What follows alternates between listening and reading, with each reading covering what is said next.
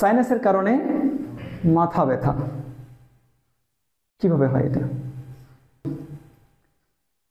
মানুষের মুখমণ্ডল এবং মস্তিষ্কের যে হাড় রয়েছে এই হাড়গুলোকে হালকা করার সুবিধার্থে বা হালকা করার জন্য মাঝে মাঝে কিছু ফাঁকা জায়গা রয়েছে বা বায়ুকুঠি রয়েছে, এদের নাম হচ্ছে সাইনাস।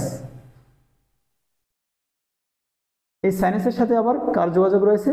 নাসা গহ্বর, নাসা গহ্বর। এখন যদি সর্দির কারণে এই নাসা গহ্বর এবং সাইনাসের মধ্যে যে ছিদ্র রয়েছে এই ছিদ্র যদি বন্ধ হয়ে যায় তাহলে এর ভেতর তো বায়ু আটকা পড়ে যাবে, তাই না? বায়ু কী হবে? আটকা পড়ে যাবে। কার ভেতর? এই সাইনাসের ভেতর যে বায়ু থাকে এই বায়ুটা তখন কি হবে? রক্তে শোষিত হবে।